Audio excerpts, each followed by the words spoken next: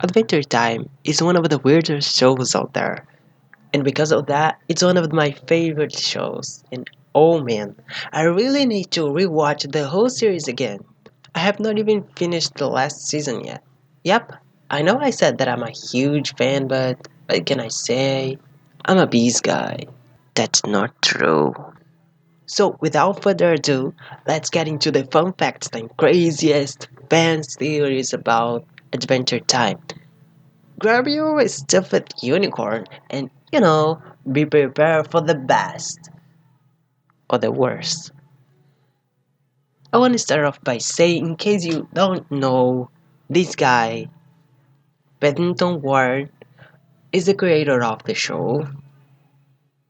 This guy is such an inspiration for me once I want to create something as crazy as the show is. Speaking of inspiration, accordingly to my research, which was the top Google result because I'm too lazy to check the facts, this show was actually inspired by Pee-wee's Playhouse, Ren and Stimpy Show, and My House, The New Adventures. I am really interested in watching these shows, except for the Pee-wee Playhouse. This one looks stupid and for kids only. Okay, moving on. Let's talk about voice actors. Another thing there, it's on my to-do list of things that I wanted to do before die. It's right before not being homeless and beg for change on the streets. You probably didn't notice that the same guy that did Jake's voice, John DiMaggio, is the same person that brings Bender's voice to life from Futurama. Pretty cool, huh? But it doesn't stop here. The Princess Bumblegum voice is performed by Hayden Walsh, which is also the Starfire voice from Teen Titans Go. Man, voice actors are very talented human beings. I literally can't. I can't. Okay, next fun fact. There is an episode called Memories of a Memory, which I watched last night. And what I read was that this episode was influenced by nothing more, nothing less than Eternal Sunshine of the Spotless Mind. The first move I watched that Jim Carrey was not being funny and goofy. Great move, by the way. Sad, but great. Another curious thing about the show is that, as far as I'm concerned, there is a Rule 63 that states that for every character in its universe, there is the opposite gender in a sort of parallel universe. We can see that on episode Fiona and Cake. This one I watched it and I didn't know about that. So I was really confused about the gender bending thing. Now I get it. Thanks, Internet. Oh, for the record, I'm probably telling you here facts that you know already. My bad.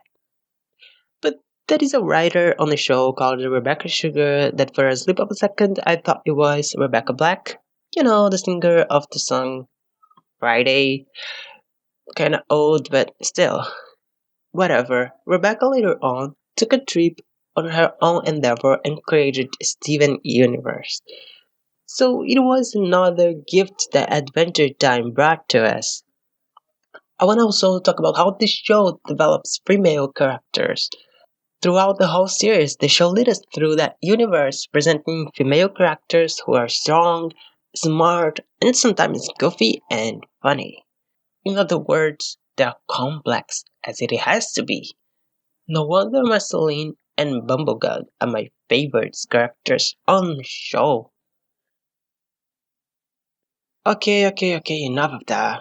Let's jump into the juicy conspiracy theories that sometimes are more insane than the show itself.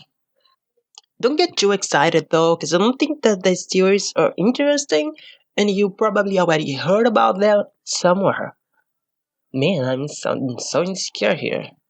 Anyways, I read a lot of theories, more like 15 couple of summaries that I read dynamically, but still. I select for you guys two. One of them is pretty sweet. and the other one is pretty dark. And to be honest, my favorite and the most unrealistic one. 'Cause, it's a kid show. So we go with the cute one first. This theory is about Marceline and Princess Bumblegum being a couple. Although this is a fan theory, we can actually find in the show evidence to this one. Once it became so popular on the fan base that today is almost like the canon of Adventure Time. Also, the actress of Marceline confirmed this theory by saying that the writers told her that. There is also evidence on the show itself. An occasion when Marceline sang, "I want to suck the red from your pretty face" to Princess Bumblegum. In another episode, Princess Bumblegum wakes up wearing Marceline's shirt and sniffs to smell Marceline. So I rest my case here. This is one is damn real. I did a fan art of them as a couple. Take a look. Oh, the second one.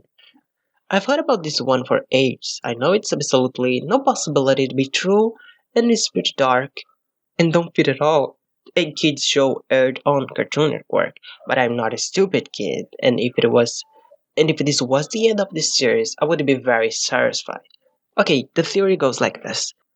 Finn is a lonely child with no friends, just his dog Jake. He was mistreated by these families and left behind for basically everybody. So he spent his time talking with Jake, telling him all his fantasies. But one day, Jake passed away, and Finn felt like it was too much to bear and tried to end his life. It didn't work out the way he intended, and he ended up in a coma where the show takes place, living his adventure with Jake and never losing him again. I know, I know, I know, I know, I know, I know, I know, I know, I know, I know. Pretty dark. I told you, but still, with a special place in my heart. Okay, guys, I think that's it for this video. Thanks for watching, and if you like the drawing, consider giving me a thumbs up. If you didn't, give me an ironic thumbs up. I'm experimenting with editing and creating videos for YouTube. Anyway, thanks for watching. I see you next time.